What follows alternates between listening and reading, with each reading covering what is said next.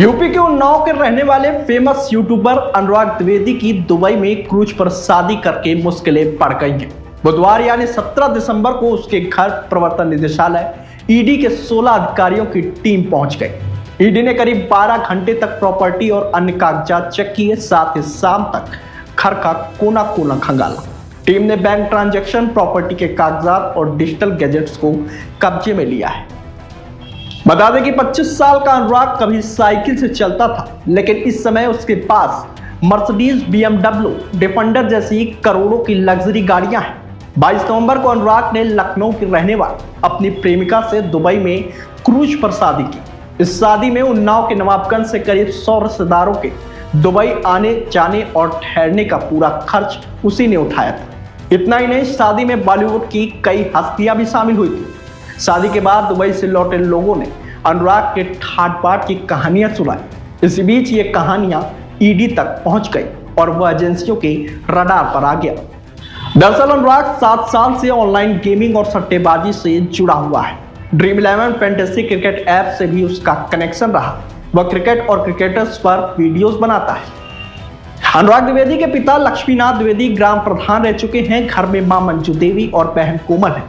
कोमल की शादी करीब 3 साल पहले हो चुकी है। वहीं अनुराग ने ग्रेजुएशन तक पढ़ाई की। साल 2017-18 के दौरान अनुराग द्विवेदी गांव में ही रहता था। इसी दौरान वह क्रिकेट मैचों के सट्टाबाजों के संपर्क में आ गया। सट्टेबाजी के दौरान उसने लाखों रुपए गंवा दिए। जब यह बात उसके परिवार वालों को पता चली तो उसके पिता ने उसे कड़ी फटकार लगाई, जिसके बाद अनुराग नवाबगंज में रहने वाले अपने दोस्त संजीत कुमार के साथ दिल्ली चला गया। यहीं से उसका जीवन पूरी तरह से बदला और दिल्ली में रहते हुए वह ड्रीम 11 जैसे फैंटेसी क्रिकेट प्लेटफॉर्म से जुड़ गए। फिर अनुराग क्रिकेट सट्टेबाजी पर वीडियोस बनाने लगा। अनुराग द्विवेदी के यूट्यूब चैनल पर 7 मिलियन सब्सक्राइबर हैं और इंस्टाग्राम पर 2.4 मिलियन फॉलोअर। इन्हीं फॉलोअर्स के दम पर अनुराग ने 7 जनवरी 2024 को लखनऊ के इंदिरा गांधी प्रतिष्ठान में तू कर लेगा नाम से अपना पहला ग्रैंड मीटअप किया था। इस कार्यक्रम में 500 से ज्यादा फैंटेसी क्रिकेट प्रेमियों के शामिल होने का दावा किया गया। वह इस कार्यक्रम ने अनुराग की ब्रांड वैल्यू और फैन फॉलोइंग और भी ज्यादा बढ़ा दी। बता दें कि ईडी के अधिकारी 3 कारों से अनुराग द्विवेदी के गांव खजूर और 2 कारों से नवाबगंज कस्बे में चाचा नृपेंद्रनाथ द्विवेदी के घर पहुंचे। चाचा के घर पर ताला लटका हुआ था।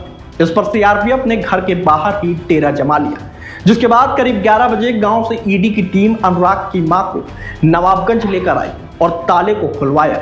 टीम जांच कर ही रही थी कि तभी नृपेंद्रनाथ और उनकी पत्नी भी मौके पर पहुंच गई। वहीं ईडी ने शाम तक घर का कोना कोना खंगाला। टीम ने बैंक ट्रांजैक्शन, प्रॉपर्टी के कागजात और डिजिटल गैजेट्स को अपने कब्जे में लिया है। दरअसल टीम यह पता लगाने की कोशिश कर रही है कि ड्रीम 11 से हुई करोड़ों की कमाई का स्रोत क्या है। क्या इस पैसे का इस्तेमाल किसी अवैध नेटवर्क को चलाने में तो नहीं किया जा रहा। बताते चले कि छापेमारी के दौरान अनुराग द्विवेदी घर पर मौजूद नहीं था। कहा जा रहा है कि अनुराग इस वक्त दुबई में है। ईडी अब अनुराग के विदेश में रहने और वहां हुए वित्तीय लेन देन की भी कुंडली खंगाल रही है। हालांकि जांच अधिकारियों ने अभी तक किसी आधिकारिक जब्ती की घोषणा नहीं की है। बताते चले कि दिसंबर 2024 में अनुराग द्विवेदी को लॉरेंस बिश्नोई गैंग से धमकी भी मिली थी। लॉरेंस गैंग के सदस्य रोहित गुदारा ने अनुराग को फोन करके 1 करोड़ रुपए की रंगदारी मांगी और नहीं देने पर जान से मारने की धमकी दी थी। इसके बाद अनुराग ने सोशल मीडिया पर अपनी जान को खतरा बताया, साथ ही यूपी सरकार और पुलिस से सुरक्षा की मांग की थी। हालांकि बाद में उसने खुद ही यह पोस्ट हटा दी थी।